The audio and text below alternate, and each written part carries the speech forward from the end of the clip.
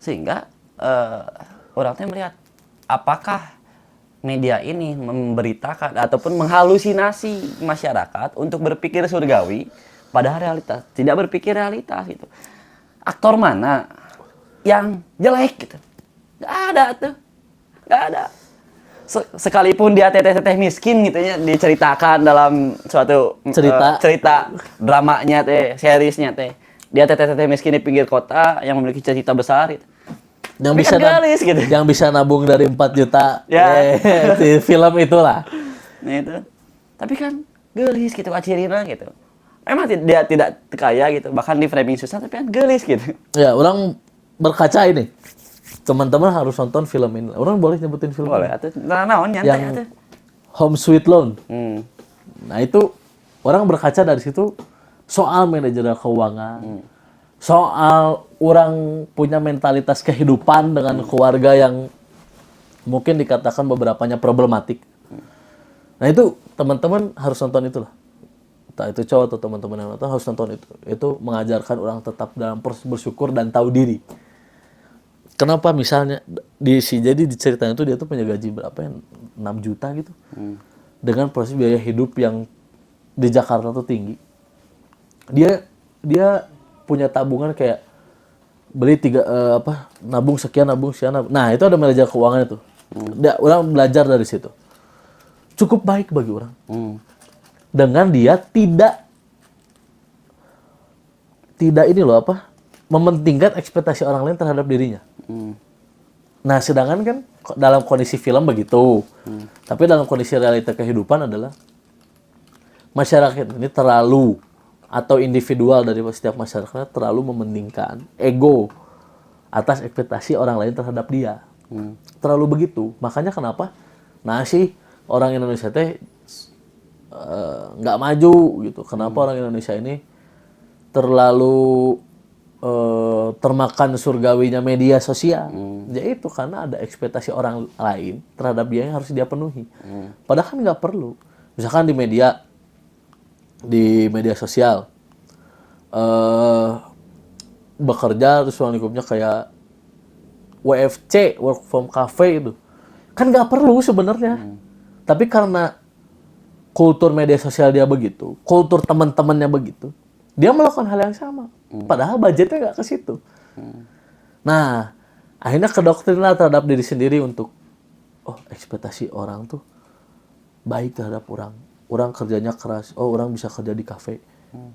Nah, ekspektasi orang yang terus dia penuhi, tapi ekspektasi atau cita-cita dia untuk ke depan hari nggak dia penuhi. Itu yang terjadi sekarang. Miris bagi orang, miris gitu.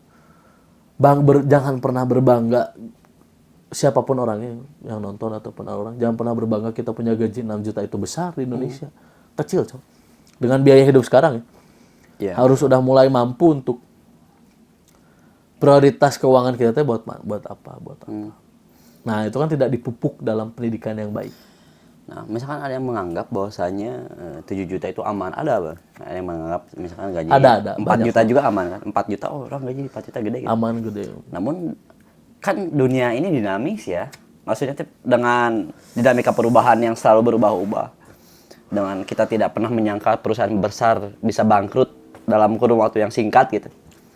Tapi kan bagaimana kepekaan terhadap bagaimana kacamata kita lebih luas lagi sehingga bisa memandang inflasi, memandang politik luar negeri, kan itu penting ya geopolitik. Gitu. Bukan itu tuh bagi orang bukan informasi yang tidak penting gitu. Tapi kita tuh akan men-trigger kita untuk memiliki visi, ternyata misalkan gaji 6 juta kita itu tidak cukup karena apa? Di Indonesia ini di mana pendapatan paling rendah namun harga rumah itu sangat tinggi gitu. Ya. Bahkan kan dengan UMR Jogja katanya kita tuh perlu 60 tahun tidak makan tidak minum gitu untuk memberi rumah yang standar gitu. UMR Jogja ya. Ya. Itulah akhirnya. Jadi masyarakat tuh bagi orangnya termasuk orangnya tidak punya pemikiran soal misalnya orang teh karyawan di suatu perusahaan, gaji 5 juta. Selalu habis. Orang tuh nggak punya pemikiran ke depan hari, kumahnya lamun dalam kurun 2 tahun perusahaannya tiba-tiba bangkrut karena punya hutang, investasi gagal atau proyek gagal, kemungkinan bangkrut. Oh, berarti orang teh ayeuna atau dari sekarang orang harus nabung nih 2 juta per bulan, dari 5 juta orang 3 jutanya buat hidup, 1 juta buat keluarga lah misalkan, buat ngasih ke orang tua, 2 juta buat hidup. Nah, nggak punya ke sana. Padahal kan nggak semua perusahaan ini bakal terus 10 tahun bertahan lama, nggak ada yang tahu. Memikirkan diri sendiri itu penting loh. Egois untuk diri sendiri itu penting loh. Jadi jangan juga misalkan orang harus egois terhadap orang lain atau orang harus termakan ego orang. Ya orang harus bisa egois sendiri. Dan orang Indonesia itu rata-rata sangat sulit untuk ngomong enggak. Pengenahan ya. Nggak enakan. Komo apalagi orang Sunda. Paling nggak enakan bilang. Arurang atuh. Arurang. Ya tuh, orang harus mengakui itu karena orang juga menjadi orang yang gak enakan untuk aduh nggak bisa karena orang juga begitu. Cuman itu harus mulai dirubah maksud orang tuh karena orang harus tahu skala prioritas dan itu tidak diajarkan. Dan miris ini orang tadi lupa sampaikan, miris Indonesia itu punya sistem pekerjaannya begini. Orang ini kan fresh graduate ya, beberapa tahun ke depan mungkin orang jadi fresh graduate dari Unpas yang nggak punya pengalaman kerja. Terus sistemnya adalah kalau di flyer-flyer itu minimal punya pengalaman 1 tahun. Dan lebih parahnya ada yang minimal punya pengalaman 10 tahun. Aisyah gelau. Aing teh fresh graduate, mana kudu kumaha? Sarapannya maksudnya teh. Kenapa ruang lingkup pekerjaan dibatasi dengan minimal 1 tahun? Orang aja belum punya pengalaman. Makanya itulah terjadi pengangguran di Indonesia. Karena banyaknya klasifikasi bajingan-bajingan itu. Ini bagi orang asumsi paling liar ya. Jadi perselingkuhan antara institusi dan korporasi ya. Oh, institusi punya rencana, institusi pendidikan ataupun ada kepentingan politik dan berselingkuh dengan korporasi. Institusi bilang, negara itu bilang, ini di dalam sektor pendidikan nanti ada program MSIB, magang ataupun ya magang lah. Magang. Nah, nanti bilang ke korporasi nanti kalau kamu membuka player cantumin itu persyaratan pengalaman kerja biar kepentingan dari institusi tadi ataupun institusi pendidikan itu langgeng ya gitu, maksudnya biar kita sama-sama enak gitu ya udahlah. Dan nanti juga magang ini kan gak dibayar. Magang ini bukan nggak dibayar, maksudnya bukan nggak dibayar uang ya, maksudnya tidak dibayar full gitu. Padahal kan dia kerja full gitu. Tapi lebih parah, di magang di Indonesia mah benar-benar full tidak dibayar. Beberapa mah ada yang benar-benar full. Dia kerja sebulan magang, itu full tidak dibayar. Dengan dalihnya, ini kan nambah pengalaman teman-teman. Wah, persetan bukan masalah itu atuh. Udah magang teh orang teh kan datang ke kantor. Gak semua di organisasi gitu. Kan atuh. Jangan samakan magang di perusahaan dengan magang di organisasi juga arurangnya. Yang benar, orang mah di organisasi itu lain magang bagi orang. Kalau ada yang menyebut magang bagi orang salah. Bukan magang, tapi mengabdikan diri kepada kampus, mengabdikan diri kepada mahasiswa, mengabdikan diri kepada masyarakat. Ya kan? Kalau magang mah memang kerja, mengabdikan diri untuk diri sendiri. Makanya orang tuh selalu marah kalau ada yang bilang, teman-teman ini kan organisasi itu ibaratkan magang. Nah, nih mana? Aing mah mengabdi anjing ke kampus. Aing mah mengabdi kepada mahasiswa. Aing mah mengabdi kepada masyarakat. Kenapa disebut magang? Magang mah harusnya dapat uang. Di luar negeri itu magang itu dapat uang, Yeah. Kalau misalkan ya kan ekonomi tidak stabil dan lain-lain. Persetan dengan ekonomi tidak stabil. Kan haram hukumnya. Orang bekerja sudah berkeringat tidak dibayar. Haram hukumnya. Yeah. Dibayar dengan dalih kan? Dibayar dengan dalih kan? Ini kan pengalaman kalian, ke depan kalian kan. Tai. Dan kalau tai. Makanya ngomongin kerjaan mah, orang maksudnya pernah pengalaman gawe aja. Anjing. Asa Ream. Dibilang bukan malas kerjanya, tapi malas dengan konsepsi pekerjaannya yang anjing.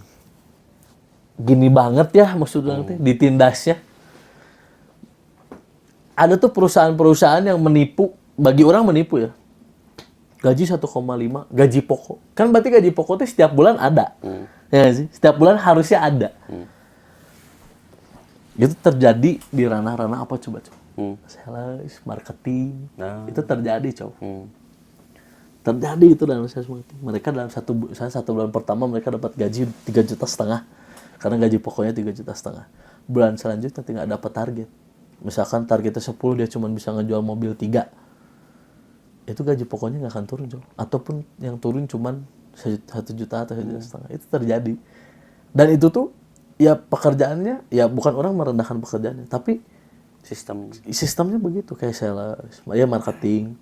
Orang pernah jadi sales, pernah jadi marketing, ente pernah lihat orang ngepost yang begituan lah. Itu tuh gaji pokoknya sebulan 1,5. Tapi setelahnya gaji pokoknya nggak akan turun kalau orang nggak memenuhi target. Kacau. Bagi orang kan nggak bisa. Yang namanya gaji pokok mah tuh harus turun. Setiap bulan juga dia nggak capai target juga wajib turun. Itu mah hak karyawan mendapatkan. Karena gawe mah tetap gawe. Hak karyawan mendapatkan gaji pokok. Kewajiban perusahaan membayar gaji pokok. Walaupun ya orang agak tidak sepakat dengan kayak ya gaji pokok hanya reward untuk kalian datang kerja, datang ke kantor. Bukan atuh. Gaji pokok memang harus dibayarkan setiap bulannya. Iya, karena kan setiap hari mah tetap masuk kerja. Maksudnya tetap nawar-nawarin lah gitu sales. Ya bayangkan atunya, jadi sales, jadi marketing. 1 bulan ini orang dapat gaji 1,5 atau 3,5 juta. Bulan selanjutnya, kan kita tetap bekerja dalam proses penawaran. Dalam proses misalkan nawaran mobilnya, promosi di Instagram sendiri, di TikTok, di sosial media yang lainnya. Tidak kunjung hadir atau nggak ada yang beli gitu. Kan bagi orang ya itu hal yang wajar dalam proses penjualan teh gitu. Terus gaji pokok nggak turun, ya orang makin malas kerja lah. Jika iya nya maksudnya orang jual kopi jadi barista ya. Ke owner nanti bejakan kieu, ya sehari harus 100.000. Harus 100 piece misalkan, harus 100 cup. Kajual ya 88. Turun anjing. Itu cowok yang gilanya di Indonesia sekarang dalam proses bekerja tuh. Itu kasihan.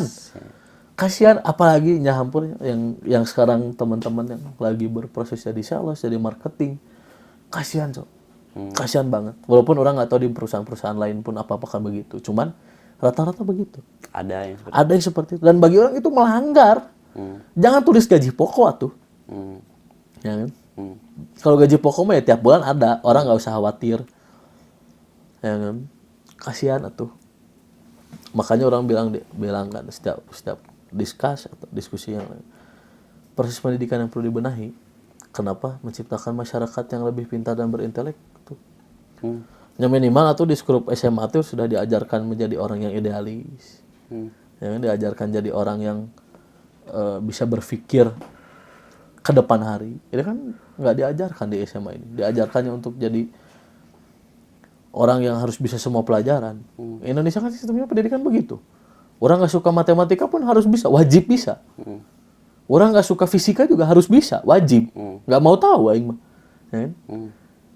Bagi orang kan sistemnya harusnya nggak begitu atuh. Kalau dia sukanya olahraga, terus nilai matematikanya jelek, ya jangan dimarahin. Ya mungkin dia nggak punya sense ke sana. Nah tolong kembangkan soft atau skill dia di ranah yang dia suka. Indonesia kan nggak begitu, cowok. Makanya nggak bisa Indonesia berkaca pada Finland, berkaca pada kalau sekarang tuh dia berkaca pada apa Swedia, Swiss. Orang lupa tuh kemarin dari Makarim tuh berkaca pada siapa lah, pada negara mana? Ya nggak bisa tuh. Kultur beda. Kulturnya udah beda. Kondisi masyarakat sudah berbeda. Pola berpikir masyarakatnya sudah beda. Masyarakat orang kan bagi orangnya ya tetap terjajah sekarang. Ya mungkin ya benar kata Soekarno, penjajahan lebih mudahkan perjuangan lebih mudahkan melawan penjajah, perjuangan kita makan lebih sulit karena kan melawan bangsa sendiri. Melawan sistem sendiri bahkan. Melawan sistem sendiri. Ini risnya maksudnya kita membuat sistem, kita melawan sistem sendiri. Dan proses menjadi mahasiswa sekarang itu bagi orang sudah banyak tercederai. Kenapa? Banyak tercederai, cowok. Ya itulah proses didoktrin menjadi mahasiswa yang taktis. Mahasiswa yang idealis itu sudah hilang dan sudah kuno gitu. Bagi orang-orang teh menjadi mahasiswa taktis itu lebih keren. Itulah yang merusak bagi orang, merusak generasi ke depan hari. Dikenalkan proses mudah mendapatkan uang dengan cara olah-olah. Orang bukan so idealis, cow. Orang bukan so idealis, tapi bagi orang ya itu merusak atuh. Jika misalkan kayak deui lah urusan konsolidasi mah. Kayak deui lah urusan aksi mah. Ieu poe ieu urang teh kudu ka papangisi ketua. Karena presiden orang teh bakal menang duit sekian. Urusan-urusan taktis yang membuat sebenarnya adalah keuntungan individual, bukan keuntungan kelompok. Ketika orang melakukan hal taktis mendapatkan 100 juta, apakah ketika orang udah lihat uang 100 jutanya, mau orang bagiin? Moal Lah tuh. paling dalih misalkan orang dapat 50 ya. Kecuali orang kaya yang udah biasa melihat uang 100 juta. Nah, itu adalah demikian bagi orang ya. Idealisme itu harus disertai, maksudnya untuk mengimplementasikan idealisme itu harus disertai dengan kecukupan ataupun keselesaian kita dalam menghadapi masalah perut gitu. Ya. Nah, bagi pemimpin itu kan, pemimpin organisasi itu, bagi orang berpikirnya begini, orang dalam ranah-ranah skrup keorganisasian, kalau orang nggak bisa isi otaknya, isi perutnya. Ya. Tapi kan orang nggak bisa selalu isi perutnya. Isi otaknya itu ya dalam berbasis keilmuan kan. Orang nggak bisa tiap hari isi perutnya tuh. Ya kan? Kalau orang terus-terusan dikasih isi perutnya, tanpa dikasih isi otaknya, ketika orang udah nggak bisa isi perutnya, dia bakal cari orang lain untuk isi perut dia. Ya kan? Dia menganggap bukan loyalitas yang terjadi. Ya kan? Kalau kita isi otaknya, atau stabil, kadang kita isi perutnya, kadang kita isi otaknya. Orang kan loyal. Oh, dia pernah isi otak orang. Dia pernah membuat orang jadi seperti ini. Oh, dia juga pernah isi perut orang soal makannya, soal apapun itu. Orang kan loyal ke orangnya. Nggak jadi Suruh apapun juga, oke, siap perintah. siapa perintah abang gitu. Siap bang apa perintah? Kareknya di P-nya. Apa perintahnya? Baru di WA di P. Minjem duit. P. Pas dibalasnya bukan kenapa bang. Siapa perintah bang. Aduh. Itulah yang terjadi di Surup Mahasiswa sekarang tuh, kehilangan gairah bermahasiswa dan ya berorganisasi termasuk. Ya keresahan orang dalam proses kemahasiswaan. Nah kemarin apa sih itu untuk melakukan perubahan yang besar itu? Yang kata Ferry Irwandi itu? Pendidikan, agitasi, sama organisasi, Nah, terorganisir, jadi serikat. Ferry Irwandi ya cek orang bisik gitu. Selalu ya. Siapa lu? Ya mah Ferry Irwandi ngomong untuk melakukan perubahan sosial daripada pendidikan. Terus saya agitasi. Lalu tadi mengorganisir diri, entah itu kepada organisasi, kepada sistem, ataupun membuat sistem itu sendiri gitu, mengorganisir diri. Nah sekarang kan dibenturkan dengan jangan ikut organisasi, itu dimarah-marahin.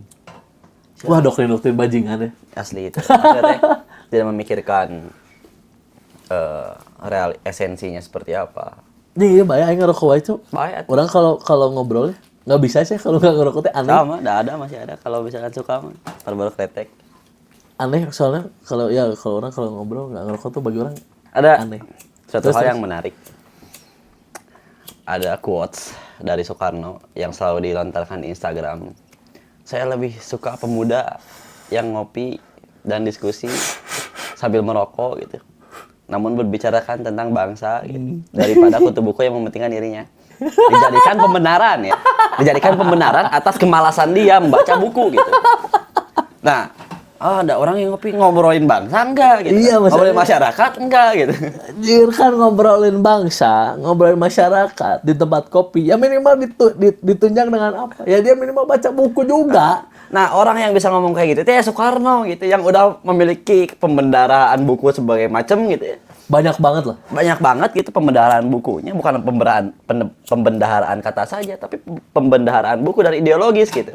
Nah, orang yang berhak ngomong itu ya orang seperti itu. Dijadikan pembenaran oleh orang-orang yang malas baca buku gitu. Yang kerjaannya nongkrong, kan kata Soekarno ge nongkrong ngomongin bangsa. Lain gitu, ngobrol maksudna teh. Itu kan apa ya? Unik bagi orang. Makanya kan fenomena unik ya. Bagi orang teh. Anjing cai teh nah kieu nya maksudnya teh. Orang-orang tuh tidak tahu esensinya apa, tidak tahu siapa yang berbicaranya dan tidak tahu latar belakang siapa yang berbicara itu gitu. Ya, dan sekarang itu lebih lucunya apa tuh? Cok? Banyak petinggi-petinggi atau pejabat-pejabat kampus itu. Yang kalau nyaranin ke adik-adiknya tuh, wah, Dinda, ini harus baca buku, Dinda. Padahal belum tentu si bajingan ini baca buku, anjing. Ya. Anjing. Itu kejadian, Cok. Kejadian. Baca buku ini. Anjing, cara teh. Apakah dia baca juga? Ternyata enggak. Anjing. Kata orang tuh, iya dia maksudnya teh ya dia bagus. Ngasih tahu ke orang untuk baca buku. Tapi tidak diimplementasikan oleh dirinya sendiri kan. Anjing gila juga gitu. Banyak anjing kejadian, Cok. Kayak orang nongkrong kopi sana sini sama teman-teman manapun. Ngomongin berbangsa, bernegara, bermahasiswa, aksi demonstrasi turun ke jalan dan lain-lain. Tapi gitu yang proses berpikirnya. Cing, kata orang tuh nggak bisa, Cok. Nggak bisa begini maksudnya tuh.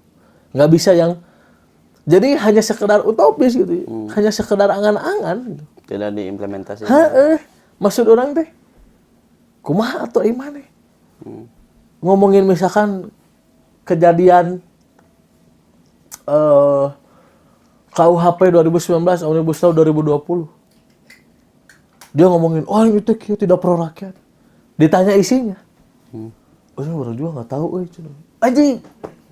Iya, Soekarno pernah membenarkan nongkrong ngomongin bangsa. Dia lebih suka orang yang seperti itu daripada yang kutu buku di perpustakaan. Iya, orang tahu. Tapi jangan jadiin pemeran untuk maneh begitu, maksud orang teh.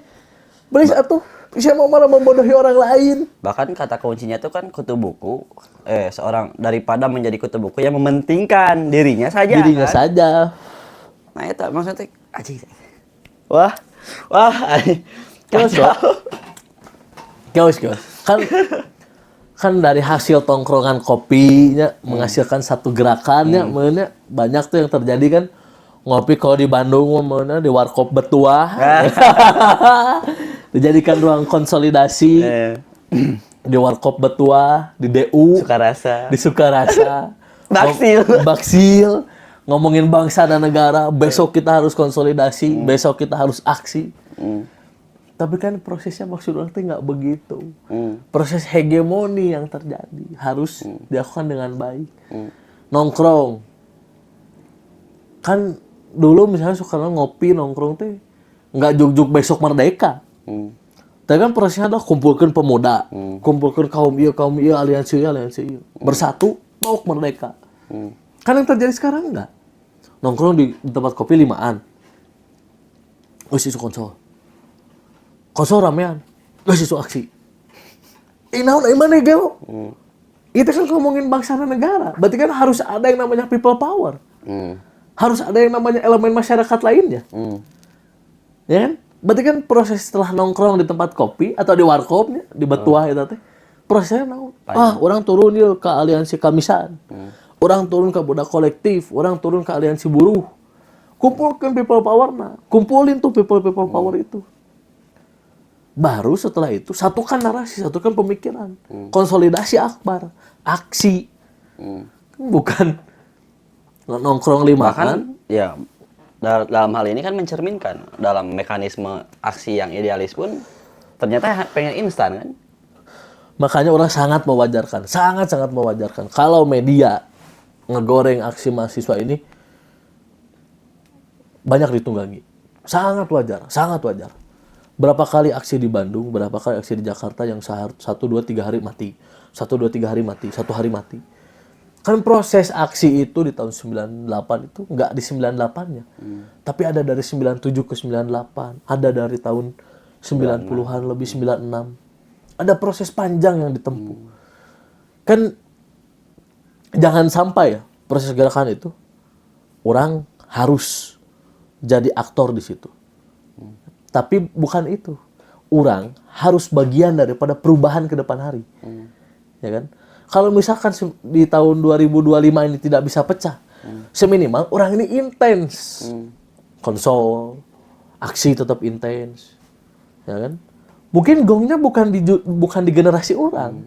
Mungkin gongnya di generasi yang angkatan 21, 23 mungkin, 24, mungkin 25 ke depan. Tapi kita pernah jadi bagian daripada melakukan gerakan yang masif. Itu yang hilang dari ranah mahasiswa teh. Gobloknya tuh kenapa harus ada adu klaim? Babi anjing maksudnya teh. Berapa lama tuh ya teh? 1 jam 20. Goblok. Kalau aduh. Rekor. Tidak terasa, Cok. Tidak terasa. Mungkin menarik ya tadi pembahasan terkait kultur, budaya masyarakat, keresahan dalam pekerjaan gitu ya, ataupun fenomena-fenomena pekerjaan. Nah, barangkali ada closing statement ataupun ya kalau dalam buku makan kata pengantar, ini mah kata pemulang gitu ya, yang barangkali gitu ya, kita mah hanya bisa berupaya gitu, untuk bermanfaat bagi kawan-kawan ataupun bagi orang sendiri gitu ya, yang bisa dibagikan gitu. Nah itu dari ente sendiri sebagai masyarakat sipil dan wargi Pasundan sipil, gitu. wargi Pasundan. ya sebelum closing mana? Ya teman-teman kalau melihat orang pakai sarungan, kaosan, ini harapan orang ke depan hari. Jadi masyarakat yang di rumah duduk, ngopi, ngerokok, burung, sarungan. Kan? Hidup udah tenang. Kan? Itu kan bagi orang kayak tapi kurang semprot-semprotnya. Semprot-semprot burung. Nah, sebelum mencapai titik sana, bagi orang banyak proses yang perlu dilalui dalam menghadapi generasi ke generasi, menghadapi pemerintahan yang cukup semeraut lah ya, dalam kondisi sekarang. Ya orang prosesnya hari ini bermahasiswa buat teman-teman semua. Ya mungkin yang nonton daripada apa disebutnya catatan palsu. Orang hanya berharap ya ke depan hari, dan ya harapan orang mungkin masih dianggap utopis karena tidak banyak yang melakukan. Orang sangat berharap ya, proses ke depan hari dalam kita menjadi mahasiswa, dalam kita menjadi rakyat Indonesia ini mengembalikan giroh-giroh untuk satu melawan. Kenapa melawan? Karena layaknya orang melihat lagi ke 98, prosesi daripada aksi ini kan tidak hanya dari mahasiswa, tapi daripada gerakan-gerakan masyarakat yang terjadi di tahun 98, 97 dan ke atas-atasnya. Gerakan kepemudaan dan lain-lain. Perubahan sistem dari pemerintahan yang orang sangat harapkan agar sama-sama mendukung dan menyokong mahasiswa untuk tidak bodoh, mahasiswa untuk tidak malas, itu harus dilakukan oleh pemerintah. Ya sejelek apapun pemerintah hari ini, semeraut apapun, karena dia wakil rakyat, orang juga tetap harus berharap pada mereka untuk memenuhi ekspektasi secara sistem ataupun regulasi. Buat teman-teman mahasiswa atau rakyat atau masyarakat yang nonton, tetap dalam proses yang tahu diri, dalam artian kalau dalam dunia pekerjaan teman-teman harus tahu skala prioritas. Karena Indonesia ini bukan, bagi orang nggak bisa dikatakan negara maju, masih dalam negara yang berkembang ataupun malah hampir mundur kembali. Ya, teman-teman harus juga tahu diri terkait dengan kerja, ekspektasi ke depan hari dan lain-lain. Bukan hanya hard skill yang perlu dikembangkan, tapi soft skill teman-teman yang perlu dikembangkan. Bukan hanya turut perintah yang harus teman-teman lakukan, tapi bagaimana caranya teman-teman melakukan perintah tersebut karena ada lebih yang bisa diambil dari situ. Itu yang nggak pernah terjadi. Karena perintah-perintah yang terjadi kan selalu A, B, C, D perintahnya. Sedangkan kita nggak tahu kan perintahnya bakal menambah apa nih di diri orang. Apakah relasi, apakah public speaking, apakah kemampuan orang memimpin gitu kan. Ya untuk rakyat, janganlah rakyat ini memikirkan terkait dengan individual bagi orang. Rakyat juga harus saling memikirkan dalam artian menunjukkan people power-nya kembali atau power daripada kemasyarakatan untuk menunjang satu titik keadilan daripada kehidupan di Indonesia ini yang cukup rumit, yang cukup bahaya. Dan orang untuk closing statement ya dari yang tadi, dan sedikit menitipkan untuk tetap ya karena orang basic ekonomi makanya orang masih ingin mengingatkan kepada kawan-kawan semua terkait dengan PPN 12% ini.